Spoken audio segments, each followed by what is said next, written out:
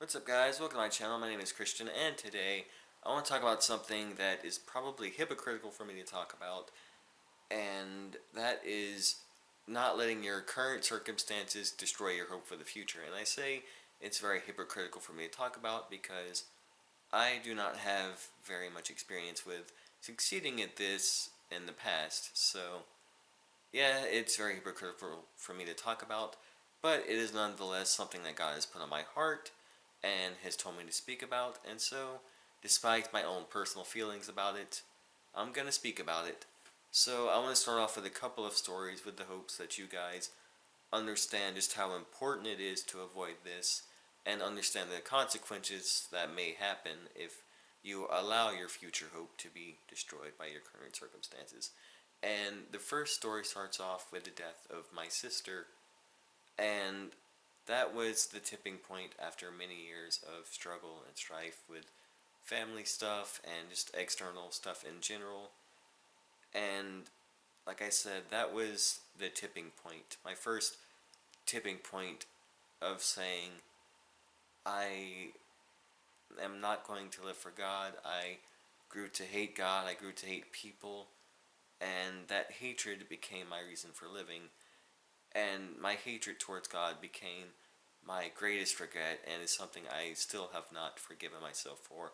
Probably never will. And with that being said, I want to say that you don't have to completely forgive yourself to do these things and be of use to others and teach people things and share your experiences.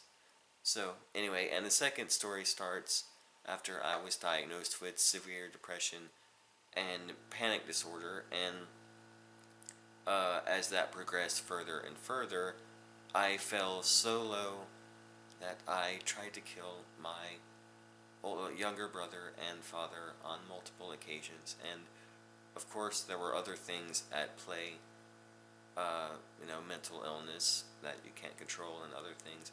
But that doesn't change the fact that I, in some way, shape, or form, allowed myself to get that low just as much as my mental illness was affecting me, and I let my current circumstances bring me down so low that I was willing to kill my own family if it meant escaping those circumstances, if it meant some kind of relief from those circumstances. And I don't know if that's even something I should be sharing, but I need you guys to understand the depth of what can happen. This is not a joke. It's not something that should be messed around with, that should be underestimated.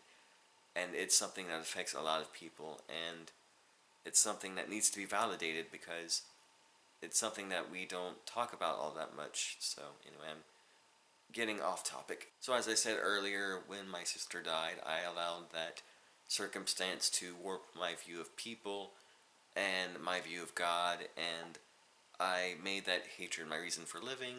And so, with that being said, I want to share how do you keep your current circumstances from overwhelming you and destroying your hope for the future, and simply do the opposite of what I did. Do everything that I didn't. Instead of hating others, love others, even if they hate you.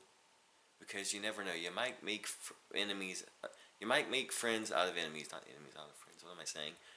And instead of hating God, turn to God. Because He's the only one who can take that hatred in full and take it away. Of course, we can confide in people, and that can help a lot. But God is the only one who can take it away in full. And going off of what I said earlier about loving others and allowing yourself to be loved. I don't think I said allow yourself to be loved. But yeah, do that too. Also, allow yourself to receive help from others.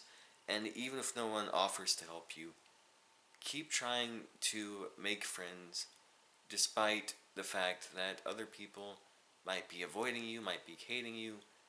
Keep trying to make friends because you will eventually do that. There is always someone out there for somebody, and you will find those people for you if you keep trying and you don't give up. God will make a way for you to find those people, and you just have to keep going and not let their hatred make you hate. And this kind of goes off of what I said earlier about not being able to completely forgive yourself sometimes. But there's a certain verse in the Bible that says, once we come to God, that the old is forgotten and a new life is created. And even though we may not be able to forgive ourselves, we need to embrace that God has given us new life, and our past sins, our past mistakes, no matter how grim, no matter how bad they were, are no longer held against us. And that may not entail self-forgiveness, but we do need to embrace the fact that we have been made new, and we need to, I don't know how to put this, but we need to embrace that in order for that to have any weight on our attitudes, on our emotions, and on our outlook. It only really has effect if we embrace it. So embrace that you have been made new and that God has created a new life in you. And no matter what you've done, it's no longer, I don't want to say it's no longer part of you, but it's no longer held against you. And no matter how big of a hole you've dug with others, that hole can be reclosed. Yeah, we'll go with that. It can be, the dirt can be put back in it, and it can be rebuilt. Okay, we'll go with that. Rebuilt. So embrace that and acknowledge that you are a new creation. And if you have not come to God, I encourage you to do so. But for those of you who have no interest in coming to God, I encourage you to just embrace the fact that your past mistakes are not what define you. You can't change what you were in the past. I cannot change what I allow myself to become in the past. I cannot change what I did in the past, but I can change my future actions.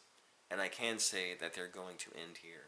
And I can teach those who look up to me that those actions are wrong, and I can end this cycle. And whether you believe in God or not, you can choose to do that. You can choose to end the cycle and say, it stops with me. So whether you believe or not, keep that in mind. And so I hope this video touches you guys in some kind of way. I hope it gets through somehow. And I had a lot more to say about this that kind of left my head, but, and I know this was supposed to be more positive, and it turned out to be a little more grim than I intended. But it's real, and hopefully it falls under the inspirational category. Or, like I said, I hope you guys just learn from it, learn from my mistakes, learn from my story. And I want to thank you guys so much. And before I go, I want to say, uh, and I want to give a big shout out to Kachishtek from Miss Cat Squad, who this video is kind of for, even though it's for all of you, but it's primarily for her, and she encouraged me to make this video, so I want to give a big shout out to her. Go check her channel out if you're interested in anything geeky related, anything anime related. Basically, if that's up your alley, I would definitely suggest checking that channel out, because the time and dedication she puts into her videos is just incredible, and the community has made a huge impact on my life in the short time that I've been a part of it. So please go check her channel out. I'll leave a link in the description down below. And I want to thank you guys so much for listening to my blabbering. And again, I hope this gets through you guys in some kind of way. So thank you guys. I'll see you in the next one. God bless.